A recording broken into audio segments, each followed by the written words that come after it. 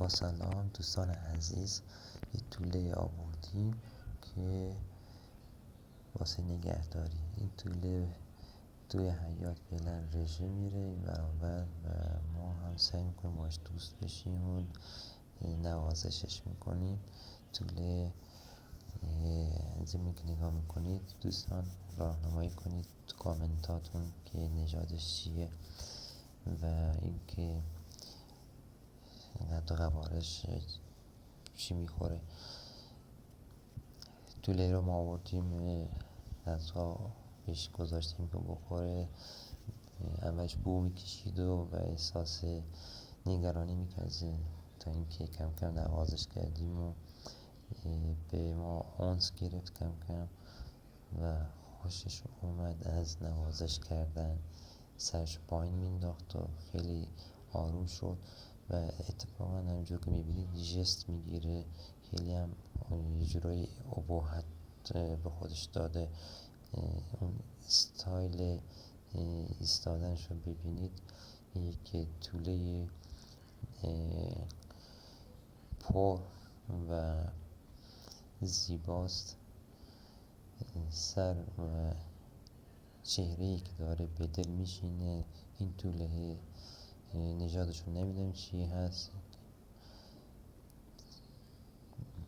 توله رو وقتی نگاه میکنی صورتشو سیاه، گوشای سیاه، پشت کرده یه قهوه‌ای رنگ، خیلی زیبا به دل می‌نشینه و این توله خیلی هم نوازش و محبت و دوست داره.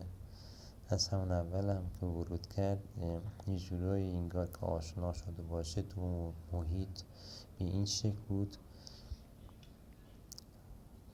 غذا پیش مجدد گذاشتیم، با دست پیشش آوردیم که بخوره، از دست بگیره، دست آموزش کنیم کم کم که خوشبختانه هم به همین شکل صورت گرفت. این توله خیلی زود دوست و صمیمی شد و اینکه اگه دقت کرده باشید پنجه های سفید با چهره پوزه سیاه و جثه قهوه‌ای رنگ مایل هست وجود داره و فعلا که کنجکاو هست اطرافش رو بیشتر دقت کنه و ببینه. دوستان لطفا همراهی کنید و این توله رو معرفی کنید به من تا بتونم بیشتر و راحت‌تر تربیتش کنم و یا اینکه چه نوع غذاهایی بهش بدم که مزاجش اذیت نکنه و بیمار نشه.